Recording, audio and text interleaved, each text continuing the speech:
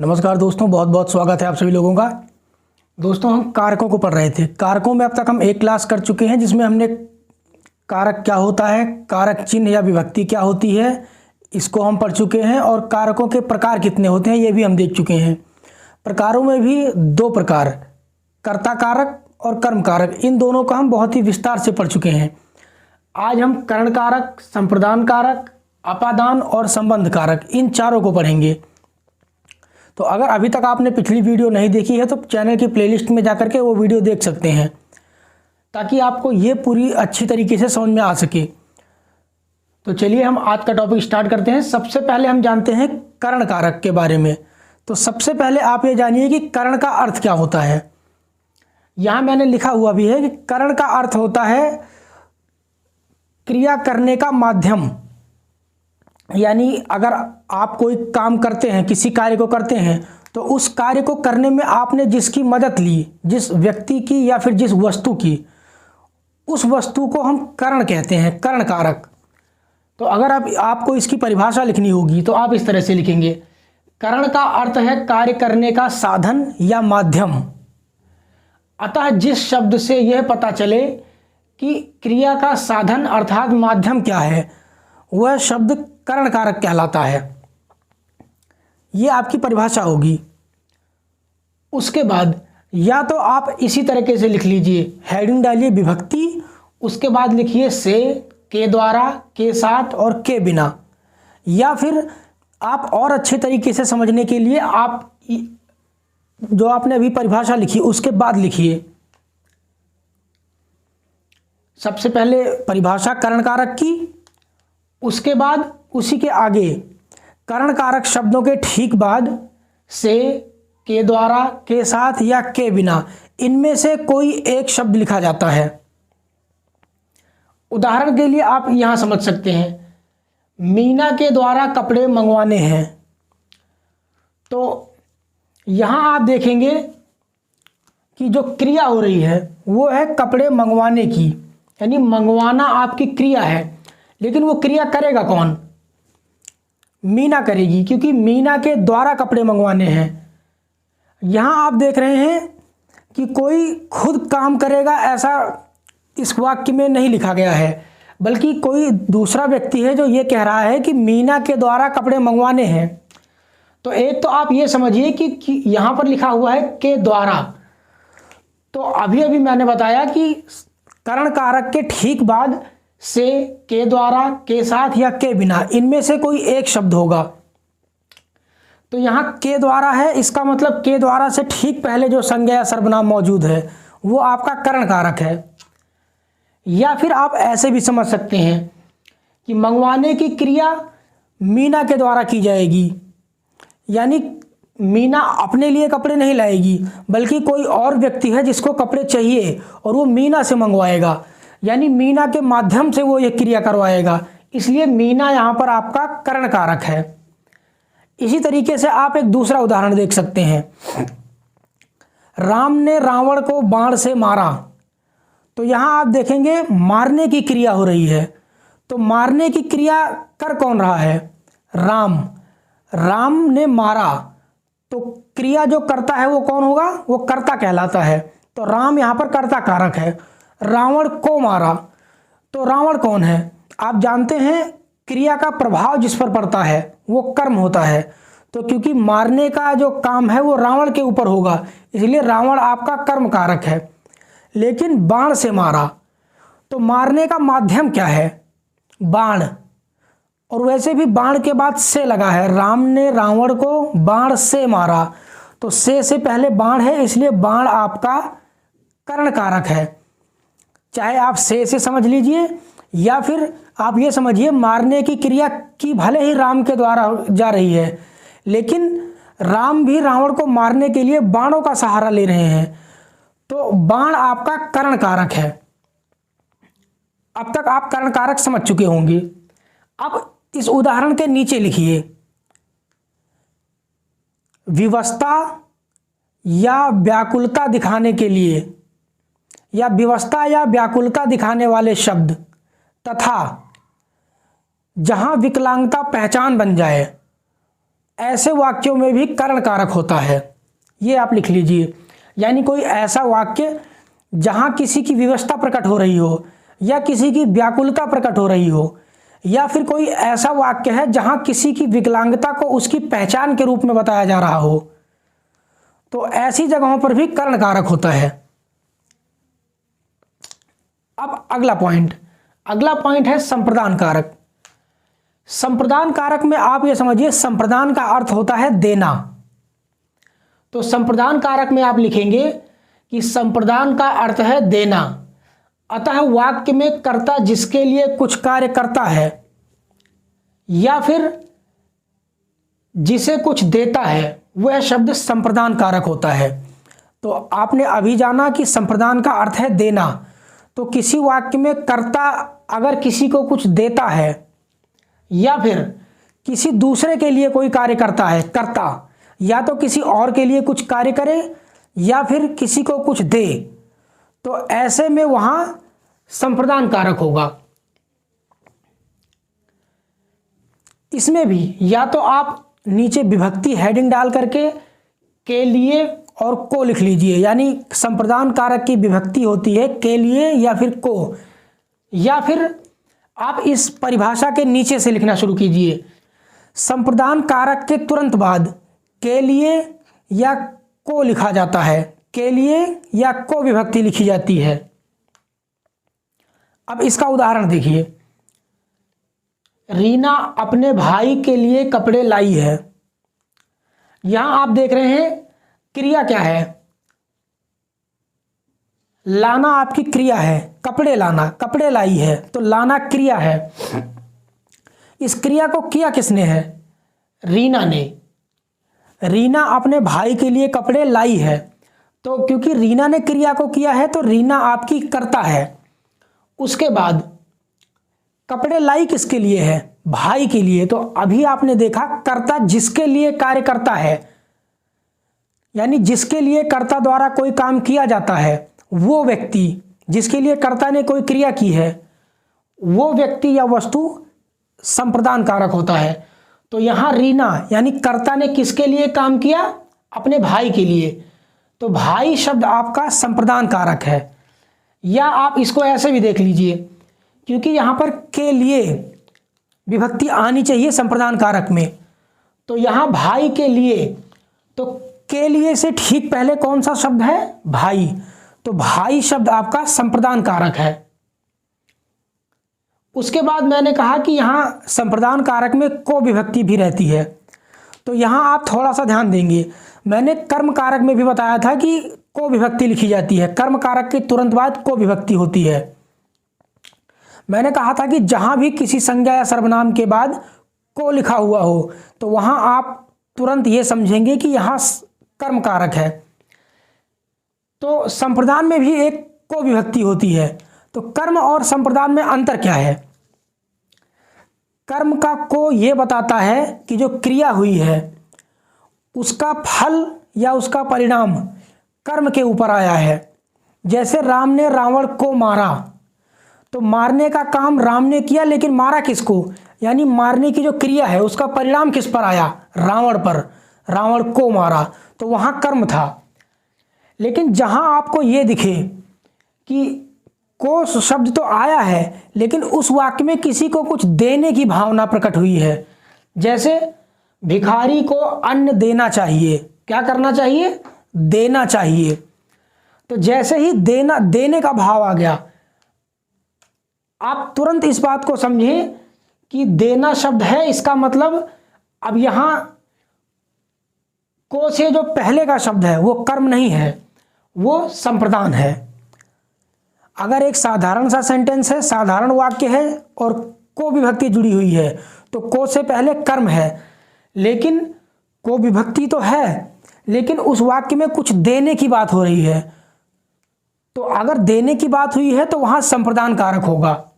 जैसे अगला उदाहरण, सोहन राम को पुस्तक देता है। यहां भी राम को शब्द आया है। को कर्म भी हो सकता है, संप्रदान भी हो सकता है। कैसे चेक करेंगे? अगर कुछ देने की बात हो रही है तो संप्रदान है, कुछ देने की बात नहीं हुई है, बल्कि को से पहले वाले शब्द पर क्रिया का प्रभाव पड़ रहा है तो कर्म है। तो यहां क्या है, राम को पुस्तक देता है, देने का भाव आया, इसलिए राम शब्द आपका संप्रदान है। जबकि सोहन, सोहन क्या कर रहा है, सोहन दे रहा है, यानी क्रिया कौन कर रहा है, सोहन। तो सोहन आपका कर्ता है, लेकिन दे किसको रहा है, राम को, तो राम संप्रदान है। आपने पढ़ा, कर्ता जिसके लिए कोई काम करता है या जिसको कुछ देता है, वो शब्द जिसको दिया जा रहा है या जिसके लिए काम किया जा रहा है वो संप्रदान है। तो यहां राम संप्रदान है और सोहन करता है। अब इस एग्जाम्पल के बाद 2 पॉइंट और लिख लीजिए। पहला, पसंद या रुचि दिखाने वाले वाक्य, पसंद या रुचि दिखाने वाले वाक्य या जहां ईर्ष्या का भाव हो यानी जलन का भाव हो, वहां भी संप्रदान कारक होता है। दूसरा पॉइंट, यदि वाक्य में नमः, अलम या स्वाहा ये 3 शब्द हों, वहां भी संप्रदान कारक होगा। यानी कोई ऐसा वाक्य जिसमें नमः, अलम या स्वाहा इनमें से कोई भी शब्द प्रयोग हुआ हो तो वहां आपका संप्रदान कारक होगा। स्वाहा का अर्थ आपका यहां होता है सही प्रकार से, यानी ठीक प्रकार से। जैसे आप कोई हवन करते हैं तो जब आप अग्नि में अपने उस हवन सामग्री को डालते हैं तब आप कहते हैं स्वाहा। तो उस स्वाहा का अर्थ होता है कि आप जो भी अर्पण कर रहे हैं देवताओं तक वो बिल्कुल ठीक प्रकार से, बिल्कुल अच्छी तरह से पहुंचे। तो स्वाहा का मतलब होता है अच्छी तरह से। अब आगे आते हैं, अगला है अपादान कारक। तो अपादान कारक क्या होता है, अपादान का अर्थ होता है अलगाव या किसी चीज का सेपरेशन, अलग होना, एक दूसरे से दूर जाना। तो आप अपादान कारक में लिखेंगे कि वाक्य में जिस शब्द से किसी व्यक्ति या वस्तु का दूसरे व्यक्ति या वस्तु से अलगाव का बोध हो, दूर जाने का बोध हो, वहां अपादान कारक होता है।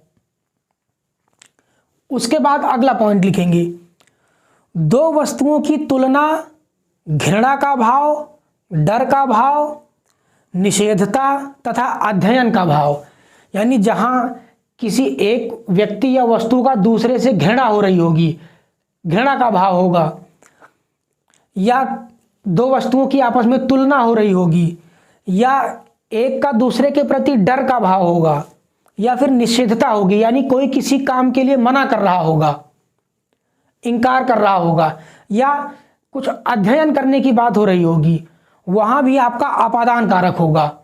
अलगाव हो या फिर तुलना, घृणा, डर, निषेधता या अध्ययन हो तो अपादान कारक होगा। जैसे पत्ता पेड़ से गिरता है, तो पत्ता पेड़ से गिरेगा कब, जब पेड़ से पत्ता अलग होगा, यानी अलग होके गिरेगा। अच्छा, इस उदाहरण से पहले लिखिए, अपादान कारक में से विभक्ति होती है, से विभक्ति लिखी जाती है। चाहे आप इसी तरीके से लिख लीजिए कि अपादान कारक में से विभक्ति होती है, या ऐसे लिख लीजिए, इस परिभाषा के बाद आप लिखिए अपादान कारक के तुरंत बाद से विभक्ति लिखी जाती है या से शब्द लिखा जाता है। उसके नीचे उदाहरण लिखिए, पत्ता पेड़ से गिरता है, तो पत्ता पेड़ से अलग होगा, टूटेगा तब गिरेगा, तो यहाँ अलगाव का भाव है, पत्ता पेड़ से अलग हो रहा है, इसलिए यहाँ अपादान कारक है। और यहाँ देखिए से विभक्ति जुड़ी हुई है। आप एक और चीज़ ध्यान देंगे, कहीं कहीं आपको, कहीं कहीं क्या ज़्यादातर किताबों में आपको पेड़ से पत्ता गिरता है इस तरह का वाक्य मिलता है, पर वो वाक्य गलत है, ऐसा वाक्य नहीं हो सकता। इवन आपको एनसीईआरटी में भी इसी तरह का वाक्य मिलेगा, पेड़ से पत्ता गिरता है, पर यह वाक्य कहीं ना कहीं गलत है। शुद्ध वाक्य ये है, पत्ता पेड़ से गिरता है, क्योंकि जो कारकों के हिसाब से वाक्य को लिखने का एक क्रम होता है, यानी किसी वाक्य में कौन सा कारक कहाँ पर आएगा इसका एक निश्चित स्थिति होती है इसकी, उस हिसाब से पहले पत्ता बाद में पेड़ आना चाहिए। लेकिन हो सकता है किसी वजह से एनसीईआरटी में गलत हो गया हो, प्रिंटिंग मिस्टेक हो, लेकिन वही चीज़ें अब आगे बढ़ रही हैं।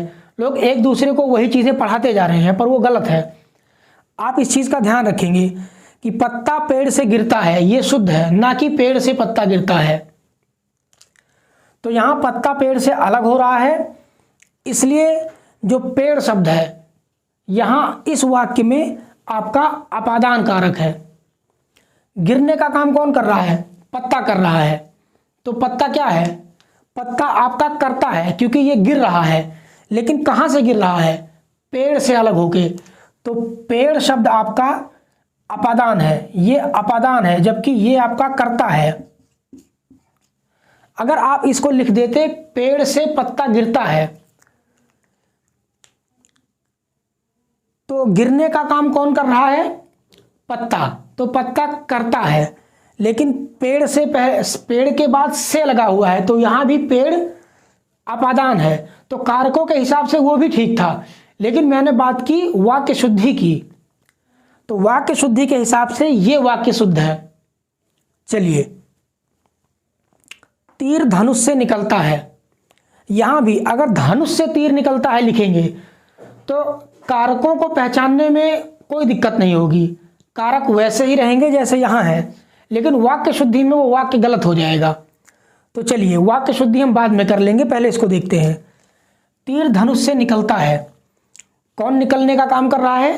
तीर। तो तीर क्या है? तीर आपका करता है, लेकिन से शब्द से ठीक पहले धनुष लिखा हुआ है, इसका मतलब धनुष अपादान कारक है। से पहले लिखा है तो भी अपादान है, या आप वैसे देखिए, तीर धनुष से निकलता है, तो धनुष से तीर निकल रहा है, तो धनुष से तीर अलग हो रहा है, तो अलग होने की भावना है, इसलिए अपादान कारक है। अगला है राकेश सांप से डरता है। राकेश सांप से डरता है, यहां किसी तरह का अलगाव की भावना नहीं है, लेकिन फिर भी यहां अपादान कारक है, क्योंकि मैंने कहा था कि तुलना, घृणा, डर, निषेधता या अध्ययन का भाव हो तो भी अपादान कारक होता है। तो यहां डरता है, डरने की भावना है, इसलिए अपादान कारक है। यहां मत खेलो, ये निषेधता वाला शब्द है, यानी निषेधता सूचक शब्द है, इसलिए यहां भी आपका अपादान कारक है। अब आप अपादान को समझ गए होंगे। उसके बाद है संबंध कारक। संबंध कारक आप जानते हैं, संबंध का मतलब होता है लगाव, एक दूसरे से संबंध। तो आप इसकी परिभाषा लिखेंगे कि संज्ञा या सर्वनाम के जिस रूप से उसका किसी अन्य शब्द से लगाव या संबंध पाया जाए, वहां संबंध कारक होता है। क्या लिखेंगे? कि संज्ञा या सर्वनाम के जिस रूप से उसका किसी अन्य शब्द से, या शब्द की जगह संज्ञा या सर्वनाम भी लिख सकते हैं, कि संज्ञा या सर्वनाम के जिस रूप से उसका किसी अन्य संज्ञा या सर्वनाम से लगाव या संबंध पाया जाए, वहां संबंध कारक होता है। उसके नीचे एक पॉइंट लिखिए, इनका यानी संबंध कारक का अपना कोई लिंग या वचन नहीं होता, ये जिस शब्द से जुड़ते हैं उसी के अनुसार लिंग या वचन धारण कर लेते हैं। आगे लिखिए, संप्रदान कारक के ठीक बाद का, की, के, रा, री, रे, ना, नी, ने आदि शब्द लिखे जाते हैं, यानी कि संबंध कारक की ये 9 विभक्तियां होती हैं, का, की, के, रा, री, रे और ना, नी, ने। संबंध कारक या किसी संज्ञा या सर्वनाम के बाद अगर आपको इन 9 में से कोई भी एक शब्द लिखा दिखे, तो आप वहां यह समझेंगे कि वहां संबंध कारक है। जैसे अमर लखन का चाचा है, तो अमर चाचा है किसका? लखन का। तो यहां का विभक्ति आई हुई है, तो का विभक्ति आ गई, आप तुरंत इस बात को समझें कि संबंध कारक है, क्योंकि का विभक्ति आई हुई है। और दूसरी चीज़ अमर लखन का चाचा है। अमर और लखन में एक संबंध बताया जा रहा है कि ये अमर चाचा है किसका, लखन का। तो यहाँ जो लखन शब्द है इसमें संबंध कारक है। वे तुम्हारे अपने हैं, वे शब्द का तुम्हारे शब्द के साथ एक संबंध बताया जा रहा है कि वे तुम्हारे अपने हैं, अपनेपन का संबंध है वे और तुम्हारे में, इसलिए यहां भी आपका संबंध कारक है। तो इन 9 में से कोई एक शब्द लिखा हो संज्ञा या सर्वनाम के बाद, या 2 संज्ञा या सर्वनाम के बीच में संबंध बताया जा रहा हो, वहां संबंध कारक होगा। इसके नीचे आप एक और पॉइंट लिख लीजिए ताकि आप और अच्छे से समझ पाएं। इनमें यानी संबंध कारक में कर्ता के साथ सिर्फ का, की और के लिखा जाता है। यानी कर्ता एक संज्ञा है, आप ऐसे लिख लीजिए। संबंध कारक में कर्ता यदि एक संज्ञा हो तो कर्ता के साथ सिर्फ का, की या के लिखा जाता है, शेष 6 विभक्तियां नहीं लिखी जाती। जबकि यदि कर्ता एक सर्वनाम हो तो इन 9 में से कोई भी विभक्ति लिखी जा सकती है। जैसे यहां देखिए अमर और लखन दोनों संज्ञा हैं, तो आप इनके बाद या तो का, की या के लिख सकते हैं। इसके अलावा रा, री, रे या ना, नी, ने नहीं लिख सकते। अमर लखन रा चाचा है, अमन लखन ना चाचा है, आप ऐसा कुछ भी नहीं लिख सकते। तो यदि कर्ता एक संज्ञा हो तो सिर्फ ये तीनों विभक्तियां ही लिखी जा सकती हैं, का, की, के, शेष 6 नहीं लिखी जाएंगी। लेकिन अगर कर्ता एक सर्वनाम है, जैसे वे और तुम्हारे दोनों सर्वनाम हैं, तो यहाँ इन 9 में से कोई भी विभक्ति हो सकती है, वो संज्ञा और सर्वनाम के हिसाब से। तो अब तक हमने करण, संप्रदान, अपादान और संबंध इन चारों को पढ़ लिया। 2 हम पहले पढ़ चुके हैं, 4 इस वीडियो में।